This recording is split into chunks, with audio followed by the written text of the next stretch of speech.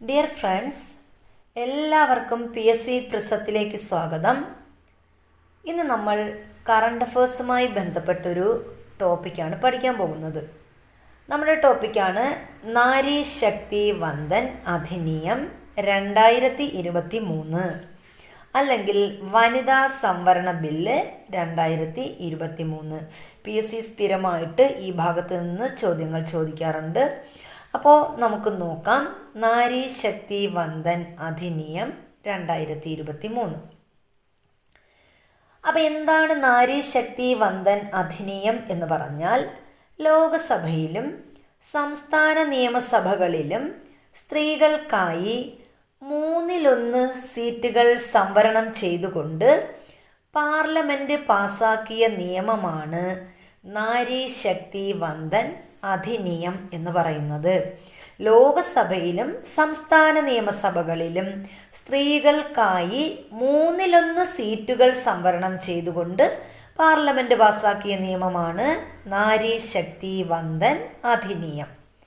വനിതാ സംവരണ ബില്ല് ലോക്സഭയിൽ അവതരിപ്പിച്ചത് അർജുൻ റാം മേഘ്വാളാണ്. ഇപ്പോൾ വനിതാ സംവരണ ബില്ല് അല്ലെങ്കിൽ നമ്മുടെ നാരി ശക്തി വന്ദൻ അധിനിയം ബില്ല് 2023 ലോകസഭയിൽ അവതരിപ്പിച്ചത് അർജുൻ റാം മേഘ്വാളാണ്. അർജുൻ റാം മേഘ്വാൾ, ഇത് PYQ ആണ്, PSC ചോദിച്ചിട്ടുള്ളതാണ്. ലോക്സഭയിൽ നാരി ശക്തി വന്ദൻ അധിനിയം ബില്ല് അർജുൻ റാം മേഘ്വാൾ അവതരിപ്പിച്ചത് 2023 സെപ്റ്റംബർ 19 അപ്പോൾ ലോക്സഭയിൽ നാരി ശക്തി വന്ദൻ അധിനിയം അർജുൻ റാം മേഘ്വാളാണ് അവതരിപ്പിച്ചത്. അദ്ദേഹം ഈ ബില്ല് അവതരിപ്പിക്കുന്നത് 2023 സെപ്റ്റംബർ 19. വനിതാ സംവരണ ബില്ല് ലോകസഭ പാസാക്കിയത് സെപ്റ്റംബർ 20. അപ്പോൾ സെപ്റ്റംബർ 20 ലോക്സഭ ഈ ബില്ല് പാസാക്കിയത്. 2023 സെപ്റ്റംബർ 20. നാരി ശക്തി വന്ദൻ അധിനിയം നിലവിൽ വന്ന ഭേദഗതി 106 ഭേദഗതി പ്രകാരമാണ് നാരി ശക്തി വന്ദൻ അധിനിയം നിലവിൽ വന്നത്. അപ്പം നാരി ശക്തി വന്ദൻ നിലവിൽ വന്ന ഭേദഗതി ഏതെന്ന് ചോദിച്ചാൽ 106 ഭേദഗതി പ്രകാരമാണ് നാരി ശക്തി വന്ദൻ അധിനിയം നിലവിൽ വന്നത്. 106 ഭേദഗതി. 2023 വനിതാ സംവരണവുമായി ബന്ധപ്പെട്ട ഭരണഘടനാ ഭേദഗതി ബില്ല് 128 ഭരണഘടനാ ഭേദഗതി ബില്ലാണ്. അപ്പം 106 ഭേദഗതി പ്രകാരമാണ് നാരി ശക്തി വന്ദൻ അധിനിയം നിലവിൽ വന്നത്. ഇനി 2023 വനിതാ സംവരണ ബിൽ അല്ലെങ്കിൽ നാരി ശക്തി വന്ദൻ അധിനിയം നിയമവുമായി ബന്ധപ്പെട്ട് ഭരണഘടനാ ഭേദഗതി ബില്ല് ഏത് ബില്ലാണെന്ന് ചോദിച്ചാൽ 128 ഭരണഘടനാ ഭേദഗതി ബില്ലാണ്. പുതിയ പാർലമെൻറ്റിൽ അവതരിപ്പിക്കുന്ന ആദ്യ ബില്ലാണ് വനിതാ സംവരണ ബില്ല് അല്ലെങ്കിൽ നാരി ശക്തി വന്ദൻ അധിനിയം ബില്ലെന്ന് പറയുന്നത്. അപ്പോൾ പുതിയ പാർലമെൻറ്റിൽ അവതരിപ്പിക്കുന്ന ആദ്യ ബില്ലാണ് വനിതാ സംവരണ ബില്ലെന്ന് പറയുന്നത്. ഇത് 2023 സെപ്റ്റംബർ 19 അർജുൻ റാം മേഘ്വാളാണ് ഈ ബില്ല് ലോകസഭയിൽ അവതരിപ്പിക്കുന്നത്. പിന്നെ നമ്മൾ പറഞ്ഞു വനിതാ സംവരണ ബില്ല് ലോകസഭ പാസാക്കിയത് 2023 സെപ്റ്റംബർ 20 പറഞ്ഞു. ഇതിൻ്റെ ഭേദഗതി നാരി ശക്തി വന്ദൻ അധിനിയം നിലവിൽ വന്ന ഭേദഗതി 106 ഭേദഗതി പ്രകാരമാണ് ഈ നിയമം നിലവിൽ വന്നത്. ഇനി 2023 വനിതാ സംവരണവുമായി ബന്ധപ്പെട്ട ഭരണഘടനാ ഭേദഗതി ബില്ല് ഏതെന്ന് ചോദിച്ചാൽ അത് 128 ഭരണഘടനാ ഭേദഗതി ബില്ലാണ്. വനിതാ സംവരണ ബില്ല് രാജ്യസഭ പാസാക്കിയത് 2023 സെപ്റ്റംബർ 21. അപ്പം നമ്മൾ പറഞ്ഞു ലോക്സഭ വനിതാ സംവരണ ബില്ല് പാസ്സാക്കിയത് 2023 സെപ്റ്റംബർ 20. അത് രാജ്യസഭ പാസ്സാക്കിയത് 2023 സെപ്റ്റംബർ 21. വനിതാ സംവരണ ബില്ല് രാഷ്ട്രപതി പാസ്സാക്കിയത് 2023 സെപ്റ്റംബർ 28.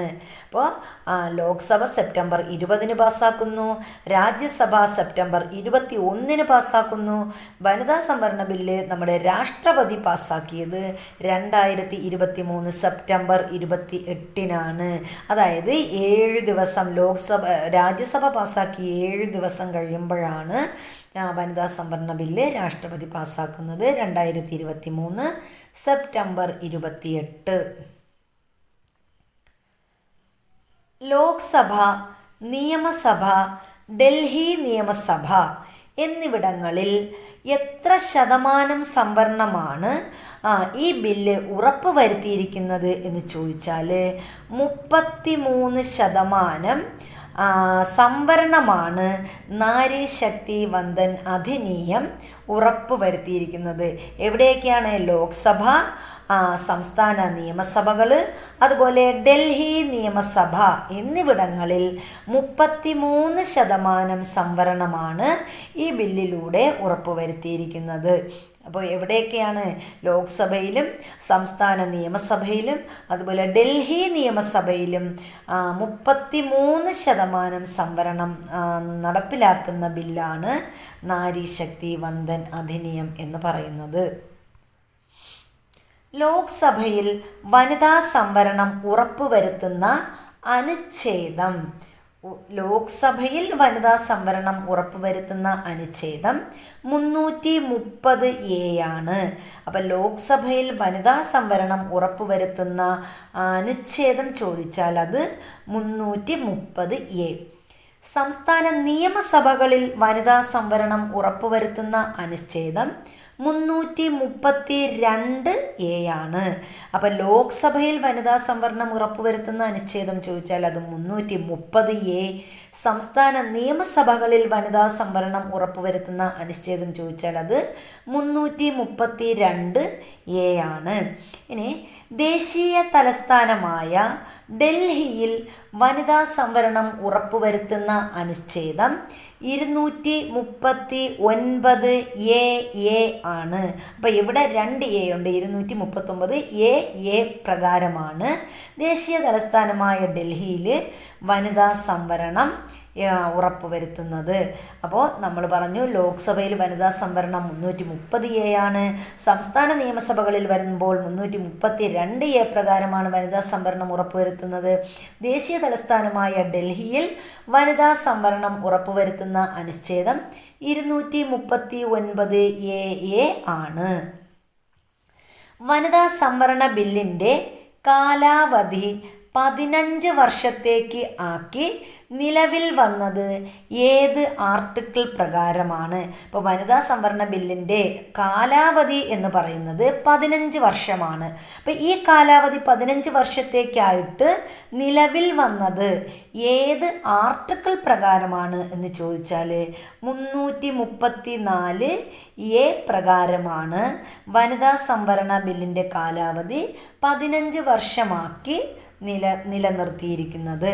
അപ്പം നമ്മുടെ വനിതാ സംവരണ ബില്ല് അല്ലെങ്കിൽ നാരീശക്തി വന്ദൻ അധിനിയമത്തിൻ്റെ കാലാവധി എന്ന് പറയുന്നത് 15 വർഷത്തേക്കാണ്. ഈ 15 വർഷത്തേക്ക് നിലനിർത്തിയിരിക്കുന്നത് ഏത് ആർട്ടിക്കിൾ പ്രകാരമാണെന്ന് ചോദിച്ചാൽ അത് 334A പ്രകാരമാണ്. ഇനി 106 ഭരണഘടനാ ഭേദഗതിയിലൂടെ ഭേദഗതി വരുത്തിയ അനുച്ഛേദമാണ് 239AA to 2BA എന്ന് പറയുന്നത്. അപ്പം 106 ഭരണഘടനാ ഭേദഗതി നമുക്കറിയാം. നമ്മുടെ വനിതാ സംവരണ ബില്ല് ഉറപ്പ് വരുത്തിയിരിക്കുന്ന ഭേദഗതിയാണ് 106 ഭേദഗതി എന്ന് പറയുന്നത്. അപ്പം 106 ഭേദഗതിയിലൂടെയാണ് നാരിശക്തി വന്ദൻ അധിനിയം നിലവിൽ വന്നത്. ഈ 106 ഭരണഘടനാ ഭേദഗതിയിലൂടെ ഭേദഗതി വരുത്തിയ അനുച്ഛേദം ഏതെന്ന് ചോദിച്ചാൽ അത് 239A 2BA എന്നതാണ്.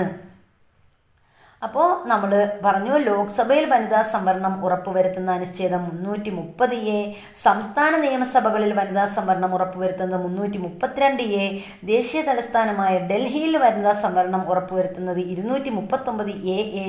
ഇനി വനിതാ സംവരണ ബില്ലിൻ്റെ കാലാവധി 15 വർഷമാക്കി നിലനിർത്തിയത് ഏത് ആർട്ടിക്കിൾ പ്രകാരമാണെന്ന് ചോദിച്ചാൽ അത് 334A. 106 ഭരണഘടനാ ഭേദഗതിയിലൂടെ ഭേദഗതി വരുത്തിയ അനുച്ഛേദം ഏതാണെന്ന് ചോദിച്ചാൽ അത് 239AA.